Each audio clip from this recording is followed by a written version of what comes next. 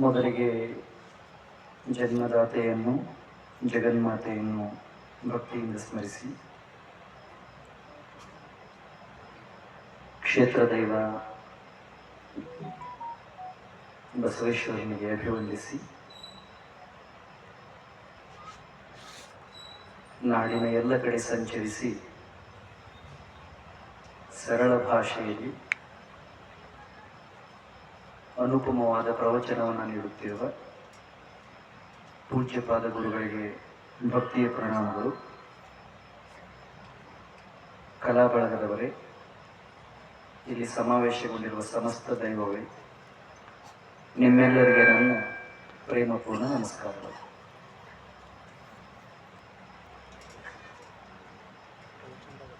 ಜೈನಾಪುರದಲ್ಲಿ ಮೇಲಿಂದ ಮೇಲೆ ಪ್ರವಚನ, ಸತ್ಸಂಗ, ಕೀರ್ತನೆಗಳು ನಡೆದೇ ನಡೀತವೆ.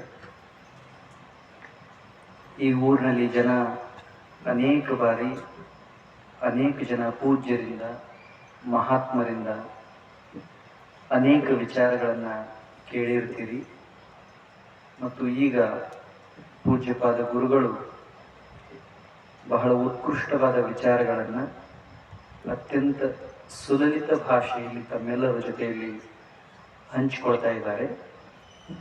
ಇಂಥ ವೇದಿಕೆಯಲ್ಲಿ ನಾನು ಇವತ್ತು ನಿಮ್ಮೆಲ್ಲರ ಜೊತೆಯಲ್ಲಿ ಒಂದು 2-3 ಸಂಗತಿಗಳನ್ನು ಚಿಂತನೆ ಮಾಡ್ತೇನೆ. ನಮ್ಮ ಹಿರಿಯರು ಅಂದರೆ ನೂರಾರು ಸಾವಿರಾರು ವರ್ಷಗಳ ಹಿಂದೆ ಇದ್ದಂಥವರು ಎಷ್ಟು ವಿವೇಕಿಗಳಾಗಿದ್ರು ಅಂದರೆ, ಎಷ್ಟು ತಿಳುವಳಿಕೆ ಇತ್ತು ಅವರಿಗೆ ಅಂದರೆ, ಮನುಷ್ಯನಾದವನ ಬುದ್ಧಿ ಕೆಟ್ಟಿತು ಅಂದರೆ, ಮನುಷ್ಯನಾದವನು ಹಾದಿ ತಪ್ಪಿದ ಅಂದರೆ, ವಾಪಸ್ ಮನುಷ್ಯನ ಬುದ್ಧಿ ಸರಿ ಮಾಡೋದಕ್ಕೆ, ಹಾದಿ ತರೋದಕ್ಕೆ ಏನು ಉಪಾಯ ಮಾಡಬೇಕು ಅನ್ನೋದಕ್ಕಾಗಿ ಬಹಳ ದೀರ್ಘಾವಧಿಯವರೆಗೆ ಅವರು ಪ್ರಯೋಗಗಳನ್ನು ಮಾಡಿದರು. ಆಗ ಇಷ್ಟೆಲ್ಲ ಸೌಕರ್ಯಗಳೇನಿರಲಿಲ್ಲ. ಯಾವುದೋ ಮತ, ಪಂಥ, ವರ್ಗ, ವರ್ಣ ಏನು ಹೆಸರಿರಲಿಲ್ಲ. ಅವ್ರ ತಲೆಯೊಳಗಡೆ ಈ ವಿಚಾರ ಇತ್ತು, ಒಂದು ವೇಳೆ ಮನುಷ್ಯನಾದವನು ಹಾದಿ ತಪ್ಪಿದ್ರೆ, ಕೆಟ್ಟರೆ ಅವನು ಸರಿಪಡಿಸೋದು ಹೆಂಗೆ? 100ಕ್ಕೆ 100 ಮನುಷ್ಯನಾದವನು ಹಾದಿ ತಪ್ತಾನೆ ಅನ್ನೋದು ಅವರಿಗೆ ಖಾತ್ರಿ ಇತ್ತು, ಗ್ಯಾರಂಟಿ ಇತ್ತು. ಏನು ಉಪಾಯ ಮಾಡಿ ವಾಪಸ್ ಮನುಷ್ಯನನ್ನ ಸರಿಯಾದ ಹಾದಿಯೊಳಗಡೆ ತರಬೇಕು ಅಂತ ಪ್ರಯೋಗ ಮಾಡಿ ಮಾಡಿ ಮಾಡಿ ಮಾಡಿ ಮಾಡಿ ಕೊನೆಗೆ ಒಂದು ತೀರ್ಮಾನಕ್ಕೆ ಬಂತು. ಅವ್ರು ಎಷ್ಟು ವರ್ಷಗಳ ಕಾಲ ಪ್ರಯೋಗ ಮಾಡಿದ್ರು ಅಂದ್ರೆ, ಸಾವಿರಾರು ವರ್ಷಗಳ ಕಾಲ. ಒಂದಿನ, ಒಂದು ವಾರ, ಒಂದು ತಿಂಗಳು, ಒಂದು ವರ್ಷ. ಒಬ್ರು, ಇಬ್ರು, 10, 100 ಜನ ಅಲ್ಲ, ಸಾವಿರಾರು ವರ್ಷಗಳ ಕಾಲ ಅಸಂಖ್ಯಾತ ಜ್ಞಾನಿಗಳು, ಮಹಾತ್ಮರು, ಮುಮುಕ್ಷುಗಳು, ಯೋಗಿಗಳು, ಶರಣರು, ಸಂತರು, ಸತ್ಪುರುಷರು ಇದೇ ವಿಚಾರವನ್ನ ಇಟ್ಕೊಂಡು, ಒಂದೇ ವಿಚಾರವನ್ನ ಇಟ್ಕೊಂಡು ಮನುಷ್ಯನಾದವನನ್ನ ಹಾದಿ ತಪ್ಪಿದಾಗ ಸರಿಯಾದ ಹಾದಿಗೆ ತರೋದಕ್ಕೆ ಏನು ಮಾಡಬೇಕು ಅನ್ನೋ ಒಂದೇ ಒಂದು ವಿಷಯವನ್ನ ಇಟ್ಕೊಂಡು ಪ್ರಯೋಗ ಮಾಡ್ತಾರೆ. ಇದೊಂದು ದೊಡ್ಡ ವಿಸ್ಮಯಕಾರಿ ಸಂಗತಿ. ಇದು ಜಗತ್ತಿನಲ್ಲಿ ಈ ಪ್ರಯೋಗ ನಮ್ಮ ದೇಶದಲ್ಲಿ ನಡೆದಷ್ಟು ಬೇರೆ ದೇಶದಲ್ಲಿ ನಡೆದಿಲ್ಲ. ಸುಮ್ಮನೆ ನಾವೀಗ ಮೇಲೆ ಏನೇನೋ ಆಲೋಚನೆಗಳನ್ನ ಮಾಡ್ತೀವಿ. ಅವ್ರಿಗೆ ಬೇರೆ ವಿಚಾರಗಳೇ ತಲೆಯಲ್ಲಿ ಇರಲಿಲ್ಲ. ಹೀಗೆ ಪ್ರಯೋಗ ಮಾಡಿ ಮಾಡಿ ಮಾಡಿ ಮಾಡಿ ಕೊನೆಗೊಂದು ತೀರ್ಮಾನಕ್ಕೆ ಬಂದ್ರು. ಏನ್ ತೀರ್ಮಾನಕ್ಕೆ ಬಂದ್ರು ಅಂದ್ರೆ, ಹಾದಿ ತಪ್ಪಿದ ಮನುಷ್ಯನ ಮನಸ್ಸನ್ನ ಸರಿಯಾದ ಹಾದಿಗೆ ತರೋದಕ್ಕೆ ಇರುವಂತಹ ಒಂದೇ ಒಂದು ಉಪಾಯ ಅಂದ್ರೆ ಧರ್ಮ ಮಾರ್ಗ. ಬಹಳ ದೊಡ್ಡ ಆವಿಷ್ಕಾರ ಇದು. ಯಂತ್ರಗಳನ್ನ ಕಂಡು ಹಿಡಿದದ ಆವಿಷ್ಕಾರ ಅಲ್ಲ. ಯಂತ್ರಗಳು ಇರದೇ ಇದ್ರೂ ಮನುಷ್ಯ ಬದುಕಬಹುದು, ಧರ್ಮ ಇರದೇ ಇದ್ರೆ ಮನುಷ್ಯ ಬದುಕೋದಕ್ಕಾಗೋದಿಲ್ಲ ಅಂತ ನಮ್ಮ ಹಿರಿಯರಿಗೆ ಗೊತ್ತಿತ್ತು. ಆದ್ದರಿಂದ ಅವರು ಇಂಥ ಉಪಕ್ರಮಗಳನ್ನ, ಇಂಥ ಕೆಲಸ ಕಾರ್ಯಗಳನ್ನ ಪ್ರಯೋಗ ಮಾಡಿ ಒಂದು ತೀರ್ಮಾನಕ್ಕೆ ಬಂದು, ಮನುಷ್ಯನಾದವನು ಧರ್ಮ ಮಾರ್ಗವನ್ನ ಅನುಸರಿಸದೇ ಇದ್ರೆ ಹಾದಿ ತಪ್ತಾನೆ, ಹಾದಿಯನ್ನ ಬಿಟ್ಟವನು ಧರ್ಮ ಹಿಡಿದೇ ಇದ್ರೆ ಸರಿಯಾದ ಹಾದಿ ಬರೋದಿಲ್ಲ ಅಂತ ಗೊತ್ತು ಮಾಡಿಕೊಂಡು ಅದರ ಪರಿಣಾಮ ಏನಾಯ್ತು? ಇಂಥವೆಲ್ಲ ನಿರ್ಮಾಣ ಆದವು. ಮಂದಿರಗಳು ನಿರ್ಮಾಣ ಆಯಿತು, ಪೂಜೆ ಪುನಸ್ಕಾರಗಳು ಪ್ರಾರಂಭ ಆದವು, ಸತ್ಸಂಗ ಕೀರ್ತನ ಭಜನೆಗಳು ಪ್ರವಚನಗಳು ಪ್ರಾರಂಭ ಆದವು. ಇದು ನಮ್ಮ ಹಿಂದಿನ ಹಿರಿಯರು ಮಾಡಿದಂಥ ದೊಡ್ಡ ಸಾಧನೆ. ಇದರ ಹಿಂದೆ ಎರಡು ಉದ್ದೇಶ ಇತ್ತು. ಸ್ವಲ್ಪ ಲಕ್ಷ್ಯ ಕೊಟ್ಟು ಕೇಳಿಸ್ಕೊಳ್ಳಿ. ನಮ್ಮ ಹಿರಿಯರು ಏನು ಇದನ್ನೆಲ್ಲ ಮಾಡಿದಾರಲ್ಲ, ದೇವಸ್ಥಾನ ಕಟ್ಟಿರೋದು, ಪ್ರವಚನ ಮಾಡೋದು, ಇದನ್ನೇ ನಾವ್ಯಾರು ಮಾಡಿದ್ದಲ್ಲ. ಈಗ ಹಂಗ ನೋಡಿದರೆ ನಿಮ್ಮ ಊರ ಒಳಗಡೆನೆ ಇದು ಎಷ್ಟೋ ವರ್ಷದ ಹಿಂದಿನ ಮಂದಿರ, ಎಷ್ಟೋ ವರ್ಷಗಳಿಂದ ನಿಮ್ಮ ಊರಲ್ಲಿ ಪ್ರವಚನಗಳು ನಡೀತಾ ಇದೆ. ಇದನ್ನ ಹಿಂದಿನ ಹಿರಿಯರು ಮಾಡಿದ್ದರ ಹಿಂದೆ ಎರಡು ಉದ್ದೇಶಗಳಿದ್ದಾವೆ. ಒಂದು, ಮನುಷ್ಯನಾದವನಿಗೆ ಲೋಕ ವ್ಯವಹಾರದೊಳಗಡೆ ದುಡಿದು ದಣದಿರ್ತಾನೆ, ಅವನ ಮನಸ್ಸಿಗೆ ರಂಜನೆ ಸಿಗಬೇಕು, ಮನೋರಂಜನೆ ಸಿಗಬೇಕು, ಏಕತಾನತೆಯಿಂದ ದೂರ ಆಗಬೇಕು, ಸಾಮಾಜಿಕ ಸಾಮರಸ್ಯ ನಿರ್ಮಾಣ ಆಗಬೇಕು, ಆಸರಿಕೆ ಬೇಸರಿಕೆ ಹೋಗಿ ನಗಬೇಕು, ಖುಷಿ ಪಡಬೇಕು ಅನ್ನೋ ಸಲುವಾಗಿ ಇದನ್ನು ಮಾಡಿದ್ದಾರೆ. ಇದನ್ನು ಬಿಟ್ಟರೆ ಇದರಿಂದ ಏನು ಉದ್ದೇಶ ಇಲ್ಲ. ಇದು ಪ್ರಾಥಮಿಕ ಉದ್ದೇಶ. ಹಿಂದೆ ನಮ್ಮ ಹಿರಿಯರು ಗುಡಿ ಕಟ್ಟಿದ್ದು, ಪ್ರವಚನ ಕೀರ್ತನ ಸತ್ಸಂಗ ಮಾಡಿದ ಉದ್ದೇಶ ಏನು ಅಂದ್ರೆ, ನಮ್ಗೆಲ್ಲರಿಗೂ ಸಾಕಾಗಿರ್ತದೆ, ದುಡಿದು ದುಡಿದು ಕೆಲಸ ಮಾಡಿ ಮಾಡಿ ಆಯಾಸ ಆಗಿರ್ತದಲ್ಲ, ಆ ಆಯಾಸ ಮರೆತು ಆನಂದ ಪಡೋದಕ್ಕೆ ಮಂದಿರಗಳನ್ನ ಕಟ್ಟಿದೆ ನಮ್ಮ ಹಿರಿಯರು. ಉದ್ದೇಶ ಎಷ್ಟು ಚಂದಿದೆ ನೋಡಿ. ನಮ್ಮ ಶರೀರದ ಆಯಾಸ ಮರೆತು ಆನಂದ ಪಡೋದಕ್ಕೆ ಈ ಮಂದಿರಗಳನ್ನ ಕಟ್ಟಿದ್ರು. ಇದು ಪ್ರಾಥಮಿಕ ಉದ್ದೇಶ. ಮೂಲ ಉದ್ದೇಶ ಏನು? ಇನ್ನೊಂದು ಉದ್ದೇಶ ಏನು ಅಂದ್ರೆ, ಮನುಷ್ಯನಾದವನು ದಿನೇ ದಿನೇ ವಯಸ್ಸು ಕಳೆದಂತೆ ದಿನ ಕಳೆದಂತೆ ಒಳಗಡೆ ಶುದ್ಧ ಆಗಬೇಕು ಅನ್ನೋ ಉದ್ದೇಶವನ್ನ ಇದ್ರ ಹಿಂದೆ ಇಟ್ಟಿದ್ರು. ಅಕಸ್ಮಾತ್ ಇದನ್ನೆಲ್ಲ ಮಾಡಿ ಆಯಾಸನೂ ಕಳ್ಕೊಂಡು ಆನಂದನೂ ಪಡ್ಕೊಂಡು ಒಳಗು ಶುದ್ಧ ಆಗಲಿಲ್ಲ ಅಂದ್ರೆ ಹಿಂದೆ ಹಿರಿಯರು ಮಾಡಿದ್ದೆಲ್ಲ ದಂಡ ಆಗಿ ಬಿಡುತ್ತದೆ. ನಾನು ಹೇಳಿದ್ರೆ ನಿಮ್ಗೆ ತಿಳಿತು? ಇನ್ನೊಂದ್ಸರಿ ಹೇಳಿ. ಹಿಂದೆ ನಮ್ಮ ಹಿರಿಯರು ಇದನ್ನೆಲ್ಲ ಯಾಕೆ ಮಾಡಿದ್ರು ಅಂದ್ರೆ, ಮನುಷ್ಯ ಆದವನು ಭೂಮಿ ಮೇಲೆ ವಿಚಿತ್ರವಾದ ಪ್ರಾಣಿ. ಈಗ ತಾನೇ ಗುರುಗಳು ಹೇಳಿದ ಹಾಗೆ ಅವನಿಗೆ ತೃಪ್ತಿ ಅನ್ನೋದಿಲ್ಲ, ಸಮಾಧಾನ ಅನ್ನೋದಿಲ್ಲ, ಸಂತೋಷ ಅನ್ನೋದಿಲ್ಲ. ಏನಿದ್ರೂ ಅಸಮಾಧಾನ ಪಡ್ತಾನೆ, ಯಾರು ನೋಡಿದ್ರು ಅಸೂಯೆ ಪಡ್ತಾನೆ. ಅವನಿಗೂ ಸ್ವಲ್ಪ ಆನಂದ ಸಿಗಬೇಕು. ಮನುಷ್ಯನಿಗೆ ಆನಂದವನ್ನ ಕೊಡೋದಕ್ಕೆ ಜಗತ್ತಿನಲ್ಲಿ ಇರುವಂತಹ ಏಕೈಕ ಒಳ್ಳೆಯ ಜಾಗ ಅಂದ್ರೆ ಮಂದಿರಗಳು, ಮಠಗಳು ಅಂತ ಇವುಗಳನ್ನು ಕಟ್ಟಿದ್ರು. ಇಂಥ ಮಂದಿರಗಳನ್ನ ಕಟ್ಟಿ ಆಯಾಸ ದೂರ ಮಾಡಿದ್ರೆ ಹೈರಾಣ ದೂರ ಮಾಡಿ, ಮನುಷ್ಯನ ಮನಸ್ಸಿನ ಒಳಗಡೆ ಇರುವಂತಹ ಕಶ್ಮಲಗಳನ್ನ, ವಿಕಾರಗಳನ್ನ ಮನೋವಿಕಾರಗಳು ಅಂತ ಕರೀತಾರೆ. ಕ್ರಮೇಣ ಒಂದೇ ಸರಿ ಯಾರು ದೊಡ್ಡವರಾಗೋದಿಲ್ಲ, ಒಂದೇ ಸರಿ ಯಾರು ಪರಿಪೂರ್ಣ ಆಗೋದಿಲ್ಲ. ದಿನ ಕಳೆದಂತೆ ಮನುಷ್ಯನ ಮನಸ್ಸಿನ ಒಳಗಡೆ ಇರುವಂತಹ ಮನೋವಿಕಾರಗಳನ್ನ ಕಡಿಮೆ ಮಾಡಬೇಕು ಅನ್ನೋ ಉದ್ದೇಶ ಈ ಸತ್ಸಂಗಕ್ಕಿತ್ತು. ಪ್ರವಚನ ಹಚ್ಚೋದು ಅದ್ರ ಉದ್ದೇಶನೇ. ಆದ್ರೆ ಏನ್ ಮಾಡೋದು? ನಾವು ಪ್ರವಚನ ಕೇಳ್ತೀವಿ, ಪೂಜೆನೂ ಮಾಡ್ತೀವಿ, ಆದ್ರೆ ಒಳಗಡೆ ಇರೋ ಮನೋವಿಕಾರಗಳ ಪ್ರಮಾಣ ಕಡಿಮೆನೇ ಆಗುದಿಲ್ಲ. ಇದು ದೊಡ್ಡ ವಿಸ್ಮಯ ಇದೆ. ಎಲ್ಲರೂ ಹೊರಗಡೆ ಜಗತ್ತಿಗೆ ನಾವು ಹೆಂಗ್ ಕಾಣ್ತೀವೋ ಒಳಗಡೆ ಜಗತ್ತಿನೊಳಗಡೆ ಹಂಗಿಲ್ಲ. ನಾವು ಮರಾಠಿ ಒಳಗೆ ಒಂದ್ ಶಬ್ದ ಇದೆ, ಜಸ ದಿಸ್ತೆ ತಸ ನಸ್ತೆ ಮನೂನ್ ಜಗ ಹಸ್ತೆ. ಮರಾಠಿ ಶಬ್ದ ಇದೆ. ಜಸ ದಿಸ್ತೆ ತಸ ನಸ್ತೆ, ಹೆಂಗ್ ಕಾಣ್ತೈತಲ್ಲ ಹಂಗಿರುವುದಿಲ್ಲ, ಅದಕ್ಕೆ ಜಗತ್ತು ಬೀಳ್ತೈತಿ ಅಂತ ಒಂದು ಶಬ್ದ ಇದೆ. ಈಗ ನೀವು ನಾನು ನೋಡಿದ್ರೆ ಏನ್ ಅನಿಸ್ತೈತಿ? ಬಿಳಿ ಅರಿವಿ ಹಾಕೊಂಡಾರ, ಕೊಳ್ಳ ಟವಲ್ ಹಾಕೊಂಡಾರ, ಎಷ್ಟು ಚಂದ ಮಾತಾಡ್ತಾರ, ಇಷ್ಟ ನಿಮ್ಗೆ ಅನ್ಸಕ್ ಶಕ್ತಿ. ನನ್ನ ಮನಸ್ಸಿನೊಳಗೆ ಎಷ್ಟು ಹೊಲಸೈತಿ ನಿಮಗೆ ಕಾಣಿಸ್ತೈತಿ? ಈಗ ನೀವು ಎಲ್ಲ ಬಂದು ಗುಡ್ಯಾಗ ಕೂತೀರಿ, ವಿಭೂತಿ ಹಚ್ಕೊಂಡಿರಿ, ಅಜ್ಜವ್ರಿಗೆ ನಮಸ್ಕಾರ ಮಾಡಿದ್ರಿ, ಗುಡ್ಯಾಗ ನಮಸ್ಕಾರ ಮಾಡಿದ್ರಿ, ಪ್ರವಚನ ಹೇಳುವಾಗ ನಕ್ರಿ, ಖುಷಿ ಪಟ್ರಿ. ನಿಮ್ಮ ಮನಸ್ಸಿನೊಳಗೆ ಎಷ್ಟು ವಿಕಾರ ಐತಿ ಅನ್ನೋದು ಅಜ್ಜವ್ರಿಗೆ ಗೊತ್ತಾಗ್ತೈತಿ? ಮನಸ್ಸೊಳಗೆ ವಿಕಾರ ಇಟ್ಕೊಂಡು ನಾವು ನಕ್ಕೆವು ಅಂದ್ರೆ ನಮ್ಮ ನಗುವಿಗೆ ಏನ್ ಅರ್ಥ ಇದೆ ಅಂತ ನಮ್ಮ ಹಿರಿಯರು ವಿಚಾರ ಮಾಡಿ ಒಳಗಿನ ಕಸ, ಒಳಗಿನ ಕೊಳೆ ಅದನ್ನು ತೊಳ್ಕೋಬೇಕು ಅಂತ ಸತ್ಸಂಗ ಅನ್ನೋ ಪರಂಪರೆ ಚಾಲೂ ಮಾಡಿದ್ರು.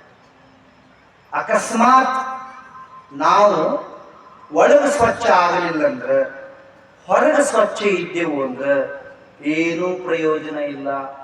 ಹೊರಗೆ ಸ್ವಚ್ಛ ಇಲ್ಲಂದ್ರೂ ನಡೀತದೆ, ಒಳಗೆ ಸ್ವಚ್ಛ ಇದ್ದೆವು ಅಂದ್ರೆ ಭಗವಂತ 100ಕ್ಕೆ 100 ಮೆಚ್ಚಬೇಕು. ಅಕಸ್ಮಾತ್ ಭಗವಂತ ಒಳಗೆ ಸ್ವಚ್ಛ ಇದ್ದವ್ರನ್ನ ಮೆಚ್ಚಲಿಲ್ಲ ಅಂದ್ರೆ ಭಗವಂತ ಅಂತ ಹೆಂಗ್ ಕರೆಯೋದು ಅವನಿಗೆ?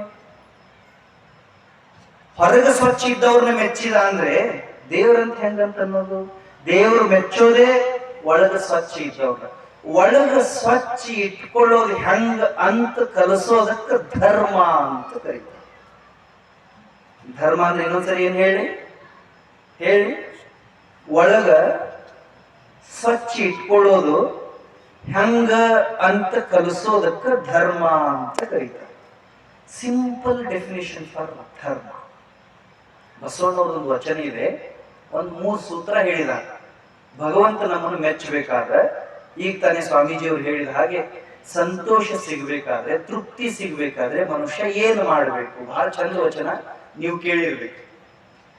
ಸತ್ಯ, ಶೌಚ, ನಿತ್ಯ ನೇಮವ ತಪ್ಪದೇ ಮಾಡಬಲ್ಲಡೆ ಅದು ಲೇಸು. ಮೂರು ಶಬ್ದ ಬಸವಣ್ಣವರು. ಅವ್ರೇನ್ 2,500-3,000 ವಚನ ಇದಾವೆ. ಅಷ್ಟು ವಚನ ನಮ್ಗೆ ಓದ್ಲಿಕ್ಕೆ ಆಗ್ಲಿಕ್ಕಿಲ್ಲ, ತಿಳ್ಕೊಳಿಕ್ಕೆ ಆಗ್ಲಿಕ್ಕಿಲ್ಲ. ನಾವು ಮಾಡಬೇಕಾದ ದೊಡ್ಡ ಕೆಲಸ ಏನು ಅಂದ್ರೆ, ಮಹಾತ್ಮಿಕ ಬಸವ ಜಯಂತಿ ಸಂಬಂಧನೇ ಈ ಕಾರ್ಯಕ್ರಮ ಮಾಡ್ತಾ ಇದ್ದೀವಿ. ಮಹಾತ್ಮರನ್ನ ಆರಾಧನೆ ಮಾಡೋದಕ್ಕಿಂತ ಅನುಸರಣೆ ಮಾಡಬೇಕು. ಬಸವೇಶ್ವರ ಮಹಾರಾಜ್ ಕಿ ಜೈ ಅನ್ನೋದಕ್ಕಿಂತ ಬಸವಣ್ಣವ್ರು ಹೇಳಿದ ಒಂದು ಮಾತು ಜೀವನದಾಗ ಪಾಲನೆ ಮಾಡಿದ್ರೆ ಸಾಕು. ಜೈ ಅನ್ನಿಲ್ಲ ಅಂದ್ರೂ ನಡೀತದೆ. ಬಸವಣ್ಣನ ಗುಡಿಗೆ ದಿನ ಬಂದು ನಮಸ್ಕಾರ ಮಾಡದೇ ಇದ್ರು ಬಸವಣ್ಣ ಹೇಳಿದ ಒಂದು ನುಡಿ ಸಿರ್ಫ್ ಬಸ್ ಕರ್ಕೆ ಬೇಕು ಮಾಡಿ ನೋಡಿ. ಅಂಥವು ಎಷ್ಟು ವಚನಗಳದಾವ. ಅದರೊಳಗಿಂದ ಒಂದು ವಚನ, 3 ಶಬ್ದ, ಸತ್ಯ, ಶೌಚ, ನಿತ್ಯ ನೇಮವ ತಪ್ಪದೇ ಮಾಡಬಲ್ಲಡೆ ಅದು ಲೇಸು. ಹೇ ಮನುಷ್ಯನೇ, ಜೀವನದೊಳಗಡೆ ಸಂತೋಷದಿಂದ ಇರಬೇಕು ಅಂತ ಅಪೇಕ್ಷೆ ಇದ್ರೆ, ಈ ಜೀವನ ಸಾಗರವನ್ನ ಗೆಲ್ಲಬೇಕು ಅನ್ನೋ ಇಚ್ಛೆ ಇದ್ರೆ ಈ 3 ನಿಯಮಗಳನ್ನ ನೀನು ಪಾಲಿಸಬೇಕು. ಮೊದಲನೇದು ಸತ್ಯ, ಎರಡನೇದು ಶೌಚ, ಮೂರನೇದು ನಿತ್ಯ ನೇಮ. ಅಕಸ್ಮಾತ್ ಇದು ಮಾಡಕ್ ಆಗಿಲ್ಲ ಅಂತ ಇಟ್ಕೊಡ್ರಿ. ಸತ್ಯ ಅಂದ್ರೆ ಏನು ಅಂತ ನಿಮ್ಗೆ ಹೇಳ್ಬೇಕಾಗಿದೆ. ಸತ್ಯ ಅಂದ್ರೆ ಏನು ಅಂತ ಹೇಳ್ಬೇಕು. ಏನು ಗೊತ್ತಿಲ್ಲ, ಎಲ್ಲರಿಗೂ ಗೊತ್ತಿದೆ ಸತ್ಯ ಅಂದ್ರೆ ಏನು. ಎಲ್ಲರಿಗೂ ಗೊತ್ತಿದೆ, ಆದ್ರೆ ಇದನ್ನು ಮಾತ್ರ ಮಾಡೋದಕ್ಕೆ ಯಾರ ಕೈಲೂ ಆಗುದಿಲ್ಲ. ಹೇಳಿ, ಇಷ್ಟು ಮಂದಿ ಇದೀವಿ, ಆತ್ಮ ಸಾಕ್ಷಿಯಾಗಿ, ದೈವ ಸಾಕ್ಷಿಯಾಗಿ ಮುಂಜಾನೆಯಿಂದ ಇಲ್ಲಿವರೆಗೂ ಒಂದು ಸುಳ್ಳು ಹೇಳಿಲ್ಲ ಅನ್ನೋರು ಯಾರೊಬ್ರು ಕೈ ಎತ್ತಿ. ಕುಂತೀವಿ ಇಲ್ಲಿ ಬಸವಣ್ಣನ ಗುಡ್ಯಾಗ ಬಂದೀವಿ. ಅದಕ್ಕೆ ನಮ್ಮ ಮನಸ್ಸು ಹೇಳುವಂತು ನಾವು ನಿಜವಂತರು ಅಂತ, ಸತ್ಯವಂತರು ಅಂತ. ಎಷ್ಟು ವರ್ಷ ಆಯ್ತು ಪ್ರವಚನ ಕೇಳಕತ್ತೀವಿ ಅಲ್ಲ. ಒಂದು ಹಿಡಿಬೇಕು. ಒಂದು ಹಿಡಿದು ಕೊನೆಯವರೆಗೂ ನಡೆದೆವು ಅಂದ್ರೆ ಮಂಗಲ ಮೂರ್ತಿ ಕೂಡಲ ಸಂಗಮ ಅಂಗಾತ ನಮಗೆ ಎತ್ಕೊಟ್ಟ. ಒಂದು ಸತ್ಯ ಖರೇನ ಮಾತಾಡೋದು. ಎಷ್ಟ ಕಷ್ಟ ಬರಲಿ, ನಮ್ಗೇನ್ ಹರಿಶ್ಚಂದ್ರನ್ ಬಂದಷ್ಟು ಕಷ್ಟ ಏನು ಬರುದಿಲ್ಲದ. ಸತ್ಯ ಮಾತಾಡಕ ಧೈರ್ಯ ಬೇಕು, ಸುಳ್ಳು ಹೇಳಕ್ ಧೈರ್ಯ ಬೇಕಾಗಿಲ್ಲ. ಇದ್ದೊಂದು ಇಲ್ಲದೊಂದು ಹೇಳಿ 4 ಮಂದಿ ಮೆಚ್ಚಾಕ ನಾವೇ ಇರ್ಬೇಕೇನು, ಸಾಲಿ ಕಲಿಬೇಕೆ ಇಲ್ಲ. ಸತ್ಯಕ್ಕೊಂದು ಶಕ್ತಿ ಇದೆ. ಒಂದು ಸರಿ ನಾವು ಸತ್ಯ ಹೇಳಿದೆವು ಅಂದ್ರೆ ಮುಗಿತು. ಸುಳ್ಳಿಗೆ ಮತ್ತೊಂದು ಶಕ್ತಿ ಇದೆ. ಒಂದು ಸುಳ್ಳು ಹೇಳಿದೆವು ಅಂದ್ರೆ ಮತ್ತೊಂದು ಸುಳ್ಳು ಹೇಳಬೇಕು, ಬೇರೆ ದಾರಿ ಇಲ್ಲ. ಒಂದು ಮುಂಜಾನೆ ಎದ್ದು ಬಿಟ್ಲಿ ಹೇಳಿ ಹಂಗ ಬಿಟ್ಟಿವಿ ತೇಲಾಕಂದ್ರ ಕತ್ತಲಾಗುವವರೆಗೂ ಸುಳ್ಳು ಹೇಳ್ಕೊತಿರ್ಬೇಕು. ಸತ್ಯ ಹೇಳಿದ್ರೆ ಶಕ್ತಿ ವ್ಯಯ ಆಗೋದಿಲ್ಲ, ಸುಳ್ಳು ಹೇಳಿದ್ರೆ ಶಕ್ತಿ ಹೋಗ್ತೈತಿ. ಪ್ರಯೋಗ ಮಾಡಿ ನೋಡ್ರಿ ಬೇಕಾದ್ರೆ. ಒಬ್ರು ಯಾರಿಗಾರ ಒಂದು ಸುಳ್ಳು ಹೇಳಿ ನೋಡ್ರಿ, ಎರಡನೇದಕ್ಕೆ ಮತ್ತೊಂದು ಹೇಳಕಬೇಕು. ಪ್ರವಚನಕ್ಕೆ ಯಾಕೆ ತಡ ಮಾಡಿ ಬಂದಿ ಅಂದ್ರೆ ನಾವು ಇದ್ದಿದ್ದು ಹೇಳ್ತೇವೇನು? ಇಲ್ಲದ ಹೇಳ್ಬೇಕು. ಯಾಕಂದ್ರೆ ನಾವೆಲ್ಲ ಧರ್ಮವಂತರು, ಆಚಾರವಂತರು, ನೀತಿವಂತರು, ವಿದ್ಯಾವಂತರು, ಶ್ರೀಮಂತರು. ಅದಕ್ಕೆ ಬಸವಣ್ಣವರಂತಾರ, this is the greatest way to have God. ದೇವ್ರನ್ನ ಪಡೆಯೋದು ಅಂದ್ರೆ ಬಹಳ ಸರಳ ಇದೆ, ಮಾಡಿ ನೋಡ್ಬೇಕು. ಸತ್ಯ, ಶೌಚ. ಶೌಚ ಅಂದ್ರೆ ಶುದ್ಧಿ, ಕ್ಲೀನ್ಲಿನೆಸ್. ಇಂಗ್ಲಿಷ್ನಾಗ ಒಂದು ಮಾತಿದೆ, cleanliness is next to godliness. ಎಲ್ಲಿ ಶುದ್ಧಿ ಇರ್ತದೋ ಅಲ್ಲಿ ದೇವ್ರು ಇರ್ತಾನೆ. ಶುದ್ಧಿ ಅಂದ್ರೆ ಬಸವಣ್ಣವ್ರು ಹೇಳಿದ್ರೆ ಅಂತರಂಗ ಶುದ್ಧಿ, ಬಹಿರಂಗ ಶುದ್ಧಿ. ಇದೇ ನಮ್ಮ ಕೂಡಲ ಸಂಗಮ ದೇವನ ಒಲಿಸುವ ಪರಿ. ಒಳಗ್ ನಾವು ಸ್ವಚ್ಛ ಇದ್ದೇವು ಅಂದ್ರೆ ದೇವ್ರಲ್ಲ, ದೇವ್ರ ಮ್ಯಾಲಿನ ದೇವ್ರು ಬರ್ತಾನೆ. ಒಳಗ್ ನಾವು ಸ್ವಚ್ಛ ಇಲ್ಲ ಅಂದ್ರೆ ಅರೆ ಆತ್ಮಸಾಕ್ಷಿ ಒಪ್ಪುದಿಲ್ರಿ. ಕೈ ಸ್ವಚ್ಛ ಇರ್ಬೇಕು, ಬಾಯಿ ಸ್ವಚ್ಛ ಇರ್ಬೇಕು, ಮನಸ್ಸು ಸ್ವಚ್ಛ ಇರ್ಬೇಕು, ಮಾತು ಸ್ವಚ್ಛ ಇರ್ಬೇಕು, ಕೃತಿ ಸ್ವಚ್ಛ ಇರ್ಬೇಕು, ಭಾವ ಸ್ವಚ್ಛ ಇರ್ಬೇಕು, ಭಾಷೆ ಸ್ವಚ್ಛ ಇರ್ಬೇಕು, ಮತಿ ಸ್ವಚ್ಛ ಇರ್ಬೇಕು. ಭಾವ, ಭಾಷೆ, ಮತಿ, ಕೃತಿ, ದೃಷ್ಟಿ ಇವು ಸ್ವಚ್ಛ ಇಲ್ಲ ಅಂದ್ರ ನಾವು ಎಷ್ಟ ಸ್ವಚ್ಛ ಇದ್ರು ಅದಕ್ಕಿಂತ ಗಲೀಜು ಜಗತ್ನಾಗ ಯಾವುದೂ ಇಲ್ಲ, ಯಾವುದೂ ಇಲ್ಲ. ಬಹಳ ಸ್ವಚ್ಛ ಇರ್ಬೇಕು. ಇನ್ನೊಂದ್ಸರಿ ಅವು 5 ಹೇಳ್ತೇನೆ, ನೆನಪಿಟ್ಕೊಡ್ರಿ. ಭಾವ, ಭಾಷೆ, ಮತಿ, ಕೃತಿ, ದೃಷ್ಟಿ. ಅದನ್ನ ಹೇಳಿದ ಅಜ್ಜ ಅವರು. ಏನು ನೋಡಿದ್ರು ಖುಷಿ ಪಡ್ಬೇಕು, ಏನು ಕೇಳಿದ್ರು ಆಸ್ವಾದಿಸ್ಬೇಕು, ಏನ್ ಕೆಲಸ ಮಾಡಿದ್ರು ಸ್ವರ್ಗ ಅಂತ ಅನುಭವಿಸ್ಬೇಕು.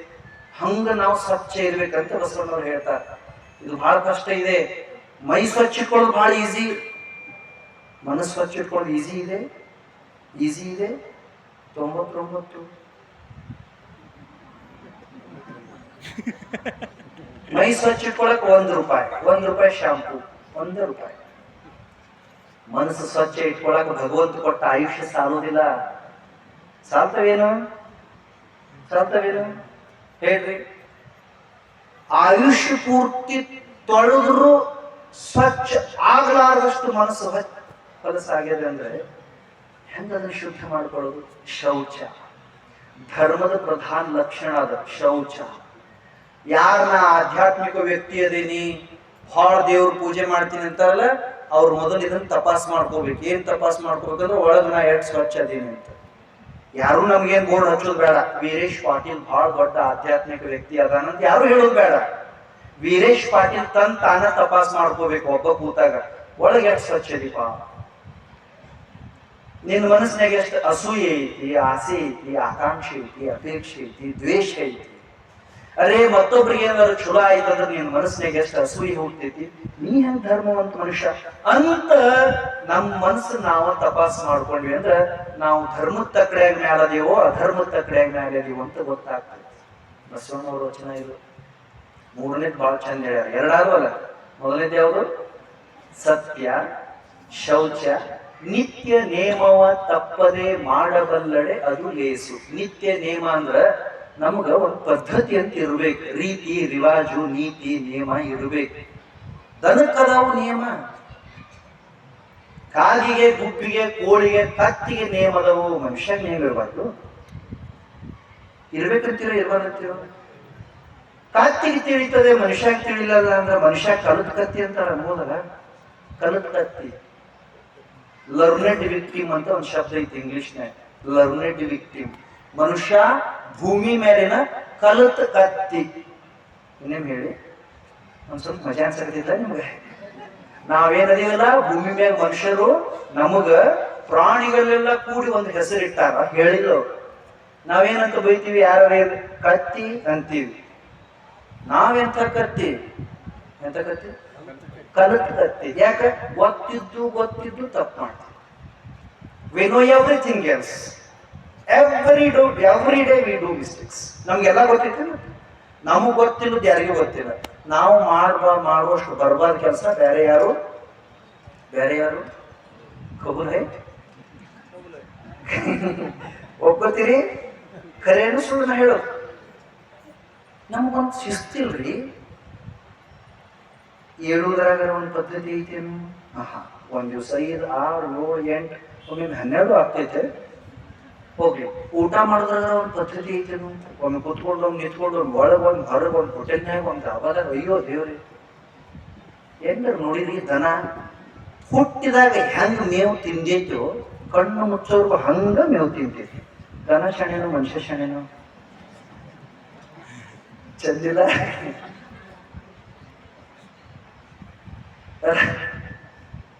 ಕ್ವಾಣ ಅಂತ ಬೈತೀವಿ, ಕ್ವಾಣ ಹುಟ್ಟಿದಾಗ ಹೆಂಗ ಮೇವು ತಿಂದಿತ್ತು, ಕಣ್ಣು ಮುಚ್ಚೋ ಮಟ ಹಂಗ ತಿಂತೈತಿ.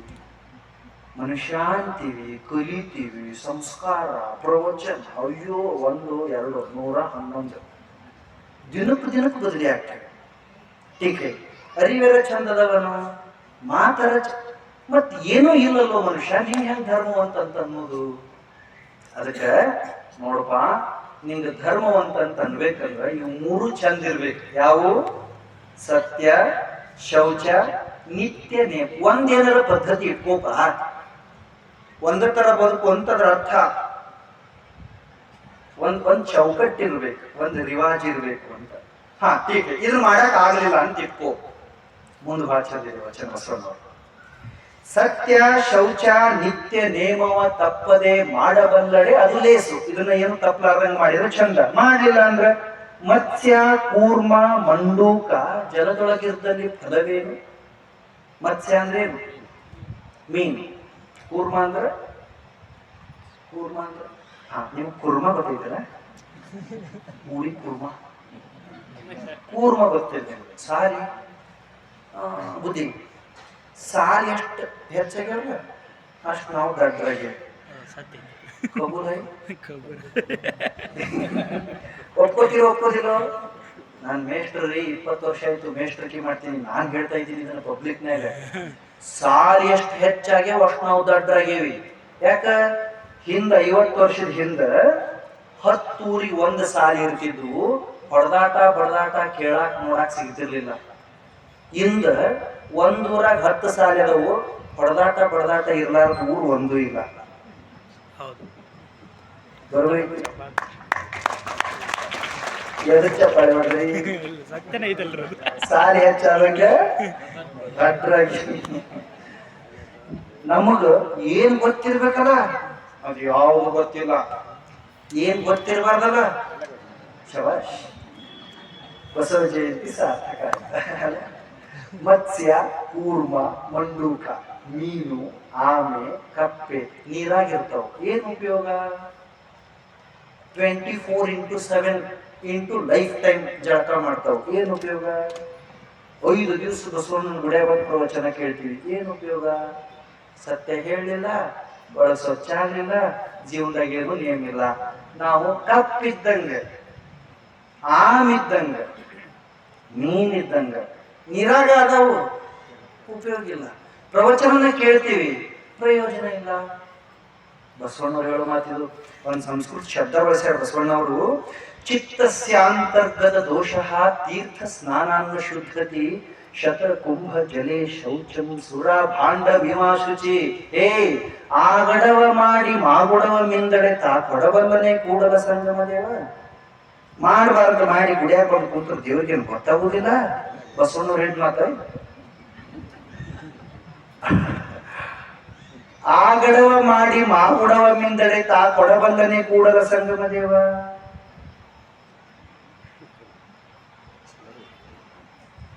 ಮಾಡಬಾರ್ದು ಮಾಡಿ, ಮಾತಾಡಬಾರ್ದು ಮಾತಾಡಿ, ನೋಡಬಾರ್ದು ನೋಡಿ, ತಿನ್ನಬಾರ್ದು ತಿಂದು, ಕೇಳಬಾರ್ದು ಕೇಳಿ, ಗುಡಿಯಾಗ ಬಂದು ಕುತ್ಕೊಂಡು ನೀನ ಕಾಪಾಡು ಅಂದ್ರೆ ಅವನಿಗೇನು ಬೇರೆ ಉದ್ಯೋಗ ಇಲ್ಲೇನು? ಬಸವಣ್ಣವ್ರು ಹೇಳಿದ ಮಾತಾಯ್ತು. ಮತ್ತು ದೇವರೇನು ಕುರುಡಿ, ಎಷ್ಟು ಚಂದ ಮಾತ್ರಿ ಬಸವಣ್ಣವರು. ಚಿತ್ತಸ್ಯಾಂತರ್ಗತ ದೋಷ ತೀರ್ಥ ಸ್ನಾನ ಶುದ್ಧತಿ ಶತ ಕುಂಭ ಜಲೆ ಶೌಚಂ ಸುರ ಭಾಂಡ ವಿಮಾಶುಚಿ.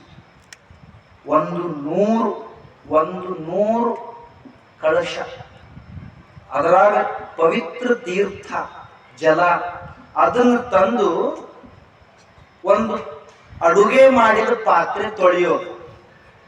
ಎಲ್ಲಿ ತೊಳೆಯೋದು? ಹೊರಗೆ ತೊಳೆಯೋದು. ತೊಳೆಯಾಕ ಬಳಸಿದ ನೀರು ಯಾವುದು? ಪವಿತ್ರವಾದ ತೀರ್ಥ. ತೊಳೆದಿದ್ದೆಲ್ಲಿ? ತೊಳೆದಿದ್ದೇಲಿ ಹೊರಗ ಅಡಿಗೆ ಮಾಡಕ್ ಬರ್ತೈತೇನು? ಮತ್ತೊಮ್ಮೆ ಅಡಿಗೆ ಮಾಡಕ್ ಬರ್ತೈತೇನು? ಅರೆ ಹೊರಗೆ ತೊಳಿಲಿಲ್ಲ ಅಂದ್ರೂ ನಡೀತೈತಿ. ಬಸವಣ್ಣವರು ಚಿತ್ತಸ್ಯಾಂತರ್ಗತ ದೋಷ ತೀರ್ಥ ಸ್ನಾನಾನ್ನ ಶುದ್ಧತೆ ಶತ ಕುಂಭ ಜಲೆ ಶೌಚಂ ಸುರಾ ಭಾಂಡ ನಿವಾಶುಚಿ. ಹೊರಗೆ ತಿಕ್ಕಿ ತಿಕ್ಕಿ ತಿಕ್ಕಿ ತೊಳಿತೇವು, ಒಳಗೂ ಸ್ವಲ್ಪ ತಿಕ್ಕಬೇಕಲ್ಲ. ಒಳಗೆ ತಿಕ್ಕೋದು ಹೆಂಗಂತ ತಿಳ್ಕೊಳ್ಳೋದಕ್ಕೆ ಧರ್ಮ ಅಂತ ಕರೀತಾರೆ. ಪ್ರವಚನ ಅಂದ್ರೆ ಏನ್ ಹೇಳ್ರಿ? ಒಳಗೆ ತಿಕ್ ಮತ್ತು ಮನೆಗೆ ಹೋಗಿ ತಿಕ್ಕ ಚಾಲು ಮಾಡಿರಿ. ಹಂಗಲ್ಲ. ಇದು ಯಾವ್ದೋ ಒಂದು ಪದ್ಯ ಇದೆಯಲ್ಲ ಬುದ್ಧಿ ಗವಾಯಿಗಳೇ, ತಿಕ್ಕಿಲ್ಲ, ತೊಳೆದಿಲ್ಲ, ಮೀರಿ ಮೀರಿ ಇದದು ಏನು ಕೊಡವ ಇದದು. ನಾವು ಆ ಕೊಡ ಹಿಡ್ಕೊಂಡು ಆ ಕೊಡ ಅಲ್ಲ ಈ ಕೊಡ. ಇದನ್ನ ತಿಕ್ಕೊಳ್ಳೋದಕ್ಕ, ತಿಳ್ಕೊಳ್ಳೋದಕ್ಕ, ತೊಳ್ಕೊಳ್ಳೋದಕ್ಕ ಧರ್ಮ ಅಂತ ಕರೀತಾರೆ. ತಿಕ್ಕೊಳ್ಳೋದು ತೊಳ್ಕೊಳ್ಳೋದು ಹೆಂಗ ಸತ್ಯ ಮಾತಾಡ್ಬೇಕು, ಸ್ವಚ್ಛ ಇರ್ಬೇಕು, ನಮ್ಮದೇ ಆದಂಥದ್ದು ಒಂದು ನೇಮ್ ಇರ್ಬೇಕು. ಯಾರ್ ಬೇಕಾದವ್ರು ಏನ್ ಬೇಕಾದ್ ಹೇಳಿ, ನಾ ಅಂದ್ರೆ ಹಿಂಗ ಅನ್ನಂಗ ಬದುಕಬೇಕು. 10 ಪೈಕಿ 10, 11 ಪೈಕಿ 11 ಹಂಗಾಗ್ಬಾರ್ದು. ಯಾರು ಬರ್ತಾರ ಅವ್ರ ಜೊತೆ ನಾವು ಕೈ ಎತ್ತೋದಲ್ಲ. ನಮ್ಮ ಪದ್ಧತಿ ರೀತಿ ರಿವಾಜ್ ಬೇಕಲ್ಲ. ಅರೆ ಧರ್ಮ ಉಳಿಸೋದು ಯಾರ ಕೆಲಸ? ಸಂಸ್ಕೃತಿ ಉಳಿಸೋದು ಯಾರ ಕೆಲಸ? ಸಮಾಜ ಕಟ್ಟೋದು ಯಾರ ಕೆಲಸ? ಎಲ್ಲರ ಕೆಲಸ. ನಾವು ನಮ್ ಕೆಲಸ ಸರಿಯಾಗಿ ಮಾಡಿದೆವು ಅಂದ್ರೆ ಧರ್ಮನೂ ಉಳಿತದೆ, ದೇಶನೂ ಉಳಿತದೆ, ಸಂಸ್ಕೃತಿನೂ ಬೆಳೀತದೆ. ಅದಕ್ಕೆ ಬಸವಣ್ಣನಂಥ ಮಹಾತ್ಮರು, ಅವ್ರ ಜೊತೆಗೆ ಎಷ್ಟೋ ಲಕ್ಷ ಜನ ಶರಣರು, ಅದೆಷ್ಟು ಜನ ಯೋಗಿಗಳು, ಅದೆಷ್ಟು ಜನ ಸಮಾಜ ಚಿಂತಕರು, ಜ್ಞಾನಿಗಳು, ಉಪನಿಷತ್ಕಾರರು, ಇಂಥವೆಲ್ಲ ಕಟ್ಟಿ ಕಟ್ಟಿ ಕಟ್ಟಿ ಕಟ್ಟಿ ನಾವು ಮುಂದೆ ಇಟ್ಟ. ನಾವೀಗ ಅದನ್ನ ಬಳಸ್ಕೋಬೇಕು ಮತ್ತು ಚಂದಂಗ ಬೆಳಗಿಸ್ಕೋಬೇಕು. ನಾನು ಹೇಳಿದ್ದು ತಿಳಿತು ನಿಮ್ಗೆ? ನಾನು ಹೇಳಿದ್ದು ನಿಮಗೆ ತಿಳಿತು? ನಾ ಈಗ ಹೇಳಿದ್ನಲ್ಲ ಅದು ನಿಮ್ಗೆ ತಿಳಿತು? ಏನ್ ತಿಳಿತು ಹೇಳ್ರಿ? ನೀವೇ ಒಂದು ಕ್ವಶನ್ ಕೇಳ್ಬಿಡ್ರಿ. ಒಳಗ ಸ್ವಚ್ಛ, ಹೊರಗೆ ಸ್ವಚ್ಛ ಇದೀವ ಇಲ್ಲ ಅನ್ನೋದು ಮುಖ್ಯ ಆಗುದಿಲ್ಲ. ಹೊರಗೆ ಸ್ವಚ್ಛ ಇದ್ರೆ ಜಗತ್ತು ಮೆಚ್ಚತೈತಿ, ಒಳಗೆ ಸ್ವಚ್ಛ ಇದ್ರೆ ಜಗದೀಶ್ ಮೆಚ್ಚತಾರ. ಜಗದೀಶ್ ಮೆಚ್ಚಬೇಕು, ಜಗತ್ತು ಮೆಚ್ಚಬೇಕು. ಜಗತ್ತು ಮೆಚ್ಚತೈತಿರೋ ಮೆಚ್ಚೋದಿಲ್ಲೋ ಗೊತ್ತಾಗೋದಿಲ್ಲ. ಯಾಕಂದ್ರೆ ಏನು ಮಾಡಿದ್ರು ಹೆಸರಿಡೋದು ಜಗತ್ತಿನ ಲಕ್ಷಣ. ಏನಾರ ಮಾಡಿ ಬೆಕ್ಕದ್ದು ಮಾಡಿ ಒಂದಂತ ನೋಡ್ರೆ ಜಗತ್ತಿನ ಲಕ್ಷಣ ಹೆಂಗೈತಿ ಹೇಳ್ತೇನೆ ನೋಡ್ರೆ, ಎಷ್ಟು ಚಂದ ಐತಿ ಜಗತ್ತಿನ ಲಕ್ಷಣ. ಏನ್ ಮಾಡಿದ್ರು ಅಂತಾರೆ, ಏನೇನ್ ಮಾಡಿದ್ರು ಏನೇನ್ ಅಂತಾರ ಅಂತ ಒಂದ್ ಮಾತು ಹೇಳ್ತೀನಿ ನೋಡ್ರೆ, ಚಂದ ಬಸವಣ್ಣವ್ರ ವಚನ. ಸರ್ವ ಸಂಘ ಪರಿತ್ಯಾಗ ಮಾಡಿದ ಶಿವಶರಣನ ಲೋಕದ ಸಂಸಾರಿಗಳು ಎಂತ ಮೆಚ್ಚುವರು. ಏನ್ ಮಾಡಿದ್ರು ಹೆಸರಿಡ್ತಾರ. ಏನಂತಾರ? ಊರೊಳಗಿರ್ತಡೆ ಸಂಸಾರಿ ಎಂಬರು, ಅಡವಿಯೊಳಗಿರ್ತಡೆ ಮೃಗ ಎನ್ನುವರು, ಹೊನ್ನ ಬಿಟ್ಟಡೆ ದರಿದ್ರನೆಂಬರು, ಹೆಣ್ಣ ಬಿಟ್ಟಡೆ ನಪುಂಸಕನೆಂಬರು, ಮಣ್ಣ ಬಿಟ್ಟಡೆ ಪೂರ್ವ ಕರ್ಣಿ ಎಂಬರು, ಮಾತನಾಡದಿರ್ದಡೆ ಮೂಗನೆನ್ನುವರು, ಮಾತನಾಡಿದರೆ ಜ್ಞಾನಿಗೆ ಕೈಯ ಮಾತು ಎನ್ನುವರು, ನಿಜವನಾಡಿದಡೆ ನಿಷ್ಠುರಿ ಎಂಬರು, ಸಮತೆಯ ನಾಡಿದರೆ ಅಂಜುವನೆಂಬರು. ಇದು ಕಾರಣ ಕೂಡಲ ಚನ್ನ ಸಂಗಯ್ಯ ನಿಮ್ಮ ಶರಣ ಲೋಕದಿಚ್ಛೆಯ ನುಡಿಯ ಲೋಕದಿಚ್ಛೆಯ ನಡೆಯ. ಯಾರು ಒಳಗೆ ಸ್ವಚ್ಛ ಇರ್ತಾರಲ್ಲ ಅವರು ಬ್ಯಾರೆಯವ್ರ ಬಳಿಗೆ ಹೋಗೋದಿಲ್ಲ. ಯಾರು ಏನ್ ಅಂತಾರಂತ ವಿಚಾರ ಮಾಡಿದ್ರೆ ಒಳಗೆ ನಾವು ಸ್ವಚ್ಛ ಇಲ್ಲ ಅಂತ ಅರ್ಥ. ಯಾರೇನಾರ ಅಂದಿರಿ, ನಮ್ ಜೀವನ ನಮ್ದಾರಿ, ನಮ್ ಜೀವನ ನಮ್ದಾರಿ ಅಂತ ಹೆಂಗಾರ ನಡೆಯೋದಲ್ಲ. ಹೆಂಗ್ ನಡಿಬೇಕು? ಒಂದು ನೀತಿ ಇರ್ಬೇಕು. ಅದು ಸಮಾಜಕ್ಕೂ ದೇಶಕ್ಕೂ ಆಘಾತ ಆಗ್ಬಾರ್ದು. ಕೊನೆಗೆ ಒಂದು ವಚನ ಹೇಳಿ ಮುಗಿಸ್ತೀನಿ. ಸಿದ್ದರಾಮೇಶ್ವರ ಯಾರಿಗೆ ಧರ್ಮಾತ್ಮ ಅಂತಾರಂತ. ಒಬ್ಬರ ಮನವ ನೋಯಿಸಿ ಒಬ್ಬರ ಮನೆಯ ಘಾತವ ಮಾಡಿ ಗಂಗೆಯ ಮುಳುಗಿದಳೇನು ಫಲ. ಎಷ್ಟು ಚಂದ ವಚನ ರೀ. ಒಬ್ಬರ ಮನವ ನೋಯಿಸಿ ಒಬ್ಬರ ಮನೆಯ ಘಾತವ ಮಾಡಿ ಗಂಗೆಯ ಮುಳುಗಿದಳೇನು ಫಲ. ಚಂದ್ರನು ಗಂಗೆಯ ತಡಿಯಲ್ಲಿದ್ದಡೇನೋ ಕಲಂಕ ಬಿಡದಾಗಿತ್ತಯ್ಯ. ಇದು ಕಾರಣ ಒಬ್ಬರ ಮನವ ನೋಯಿಸದವನೇ, ಒಬ್ಬರ ಮನೆಯ ಘಾತವ ಮಾಡದವನೇ ಪರಮ ಪಾವನನು. ಯಾರಪ್ಪ ಜಗತ್ನಾಗ ಅತಿ ಚಲೋ ಮನುಷ್ಯ ಅಂದ್ರ ಯಾರ ಮನಸ್ಸಿಗೂ ನೋವು ಮಾಡ್ಲಾರ್ದಂಗ್ ಬದುಕವ, ಯಾರ ಮನಸ್ಸಿಗೂ ನೋವು ಆಗ್ಲಾರ್ದಂಗ್ ಮಾತಾಡವ. ಚಂದಿಲ್ರಿ? ಸಿದ್ದರಾಮೇಶ್ವರ ಹೇಳಿದ ವಚನ ಇದೆ. ಒಬ್ಬರ ಮನವ ನೋಯಿಸದವನೇ. ಜಗತ್ತಿನಾಗ ಅತಿ ದೊಡ್ಡ ತಪಸ್ಸು ಅಂದ್ರೆ ಏನ್ ಗೊತ್ತೈತೇನು? ಯಾರಿಗೂ ನೋವು ಆಗ್ಲಾರ್ದಂಗ್ ಬದುಕೋ. ಪ್ರಯೋಗ ಮಾಡಿ ನೋಡ್ರಿ. ಮನ್ಯಾಗ 4 ಮಂದಿ ಇರ್ತೀವಿ, 3 ಮಂದಿ ಮನೆಯಾಗಿದ್ದ ನಾವು ಹೊರಗಿಂದ ಬಂದ್ವಿ ಅಂದ್ರೆ 3 ಮಂದಿ ಮಾರಿ ಎತ್ತಗರ ಆದವಂದ್ರ ನಮ್ಮ ಜೀವನ ವಿಧಾನ ತಪ್ಪೈತಿ ಅಂತ ಅರ್ಥ. ನಾವು ಬರೋದನ್ನ ಮನ್ಯಾಗ್ನವ್ರು 3 ಮಂದಿ ಕಾಯ್ಕೋತ ನಿಂತಿದ್ರು ಅಂದ್ರ ನಾವು ಸರಿಯಾಗಿ ಹಾದಾಡಿದೀವಿ ಅಂತ. ಮನಸ್ಸು ನೋಯಿಸೋದು ಬಾಳದಲ್ಲ, ಮನಸ್ಸು ಕಟ್ಟೋದು ಬಹಳ ಬಾಳಿದೆ. ಅದಕ್ಕ ಧರ್ಮ ಅನ್ನೋದು ಹೊರಗೆ ಸ್ವಚ್ಛಾಗೋದ್ರಾಗ, ಜಗತ್ತು ಮೆಚ್ಚೋದ್ರಾಗಿಲ್ಲ. ಮನವರಿಯದ ಕಳ್ಳತನವಿಲ್ಲ. ನಾವು ಎಷ್ಟು ಕೆಟ್ಟವ್ರು ಅನ್ನೋದು ದೇವ್ರಿಗಿಂತ ಹೆಚ್ಚು ನಮಗ್ ಗೊತ್ತೈತಿ. ನಾವ್ ಎಷ್ಟು ಗಲೀಜದೀವಿ, ನಮ್ಮೊಳಗೆ ಎಷ್ಟು ಹೊಲಸೈತಿ ಅನ್ನೋದು ನಮ್ಮನ್ನ ಬಿಟ್ಟರೆ ಜಗತ್ನಾಗ ಯಾರಿಗೂ ಗೊತ್ತಿಲ್ಲ. ನಮ್ಮ ಹೊಲಸ ತಿಳ್ಕೊಂಡು ನಮ್ಮ ಹೊಲಸ ತೊಳ್ಕೊಂಡು ಜೀವನದಾಗಿದ್ದೇವು ಅಂದ್ರೆ ಭಗವಂತ ಮೆಚ್ಚತನ.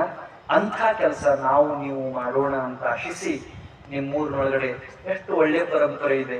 ಮೇಲಿಂದ ಮೇಲೆ ಧರ್ಮದ ಕಾರ್ಯಗಳು ಇಲ್ಲಿ ನಡೀತಾವ.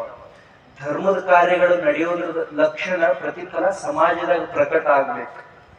ಅಂದ್ರ ಪ್ರೀತಿ, ಸಾಮರಸ್ಯ, ಹೊಂದಾಣಿಕೆ ಹೆಚ್ಚಾಗ್ಬೇಕು.